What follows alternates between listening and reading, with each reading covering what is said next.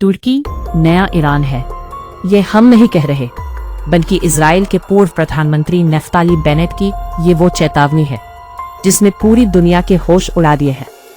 Middle east में एक ऐसी जुबानी जंग छिड़ चुकी है जो अब सिर्फ बयानों तक सीमित नहीं रही, बल्कि सीधे सैन्य संघर्ष के कगार पर पहुंच गई है। तुर्की के राष्ट्रपति रेचेप तैयप अर्दोआन और इजराइल के पीएम बेंयामिन नेतन्याहू के बीच नफरत इस कदर बढ़ चुकी है कि एक दूसरे को हिटलर, कसाई और तानाशाह जैसे शब्दों से नवाजा जा रहा है। आखिर क्यों अचानक तुर्की और इजराइल आमने सामने आ गए हैं? क्या वाकई तुर्की पाकिस्तान के परमाणु बम के दम पर इजराइल को घेरने की तैयारी कर रहा है? इस ताज़ा विवाद की शुरुआत हुई तुर्की के गृह मंत्री मुस्तफा चिफ्तची के एक बयान से, जिसने इजराइल के अंदर भूचाल ला दिया। गृह मंत्री चिफ्तची ने कहा, जिस तरह हमने दमिश्क, एलेपो और काराबाख को आज़ाद होते देखा, उसी तरह इंशाअल्लाह एक दिन हम यरूशलेम की मुक्ति भी देखेंगे। उन्होंने यहाँ तक कह दिया कि उनकी दिली दुआ है कि अल्लाह उन्हें एक दिन के लिए ही सही यरूशलेम का गवर्नर बनने का मौका दे। अब जैसे ही ये बयान सामने आया, इजराइल आग बबूला हो गया। इजराइल के विदेश मंत्रालय ने तुरंत पलटवार करते हुए सोशल मीडिया पर लिखा, जागिए और हकीकत को समझिए, भ्रष्ट उस्मानी साम्राज्य खत्म हो चुका है हमेशा के लिए। यरूशलेम डीसी यानी डेविड की राजधानी इजराइल की हमेशा राजधानी रहेगा, हमेशा के लिए। बात यही नहीं रुकी। इजराइल के रक्षा मंत्री इजराइल काट्ज ने तुर्की को सख्त लहजे में चेतावनी देते हुए कहा कि यरूशलेम कोई कॉन्स्टेंटिनोपल यानी इस्तांबुल नहीं है और इजराइल कोई ढहता हुआ क्रूसेडर साम्राज्य नहीं है। हम अपनी रक्षा करना अच्छी तरह जानते हैं। अपने मंत्रियों पर इजरायली पलटवार देख तुर्की के राष्ट्रपति अर्दोआन खुद मैदान में उतर आए। उन्होंने संसद से लेकर सोशल मीडिया तक नेतन्याहू पर जमकर भड़ास निकाली। अर्दोआन ने नेतन्याहू की तुलना सीधे तानाशाह एडोल्फ हिटलर से कर दी और उन्हें गजा का कसाई कहा। अर्दोआन ने दुनिया की चुप्पी पर सवाल उठाते हुए कहा, 85 साल पहले हिटलर के सामने दुनिया की चुप्पी ने 8 करोड़ लोगों की जान ले ली थी। आज वही गलती गजा में दोहराई जा रही है।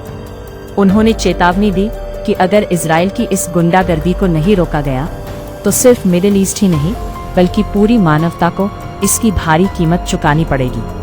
अर्दोआन ने साफ लफ्जों में कहा कि इजराइल का अगला निशाना तुर्की भी हो सकता है, क्योंकि तुर्की की सुरक्षा सिर्फ अपनी सीमाओं से नहीं बल्कि सीरिया के एलेपो और लेबनान के बैरूत से शुरू होती है। अब बारी इजराइल के प्रधानमंत्री बेंयामिन नेतन्याहू की थी। उन्होंने अर्दोआन के आरोपों को सिरे से खारिज करते हुए उन्हें आईना दिखाने की कोशिश की। नेतन्याहू ने एक्स पर लिखा, यहूदी विरोधी तानाशाह अर्दोआन, जो खुद अपने ही देश में कुर्दों का जनसंहार कर रहे हैं, जो हमास जैसे खूंखार आतंकवादी संगठन का समर्थन करते हैं, राजनीतिक विरोधियों को जेल में डालते हैं, वो कम से कम इजराइल को नैतिकता पर उपदेश न दे। नेतन्याहू ने दावा किया कि इजरायली सेना दुनिया की सबसे नैतिक सेना है और वो ईरान और उसके समर्थित आतंकवादी गुटों को मटियामेट करना जारी रखेगी। लेकिन इस जुबानी जंग के पीछे की जियोपॉलिटिक्स बहुत गहरी है। अंतर्राष्ट्रीय मामलों के जानकारों का मानना है कि अर्दोआन इस समय अमेरिका और इजराइल के बीच ईरान लेबनान को लेकर चल रहे मतभेदों का फायदा उठाना चाहते हैं। यही वजह है कि इजराइल के पूर्व पीएम नफ्ताली बेनेट ने दुनिया को आगाह किया है कि इस इलाके में एक बेहद खतरनाक और नई धुरी बन रही है। इस धुरी में तुर्की, कतर, मुस्लिम ब्रदरहुड और परमाणु शक्ति संपन्न पाकिस्तान शामिल है। इजराइल को डर है कि ईरान के बाद अब तुर्की एक नया मोर्चा खोल रहा है, जिसे सीधे तौर पर पाकिस्तान के परमाणु हथियारों का बैकअप मिल सकता है। अगर ऐसा हुआ तो यह इजराइल के अस्तित्व के लिए अब तक का सबसे बड़ा खतरा बन जाएगा। साफ है कि पिछले 3 सालों में जो तुर्की और इजराइल अपने रिश्ते सुधारने का नाटक कर रहे थे, आज वो एक दूसरे के खून के प्यासे हो चुके हैं। तनाव अभी सिर्फ जुबानी जंग तक है, लेकिन बीहड़ होते जा रहे मिडिल ईस्ट के हालातों को देखकर विशेषज्ञ मानते हैं कि एक छोटी सी चिंगारी भी यहाँ महायुद्ध की शुरुआत कर सकती है। Bureau report, Dastak live news.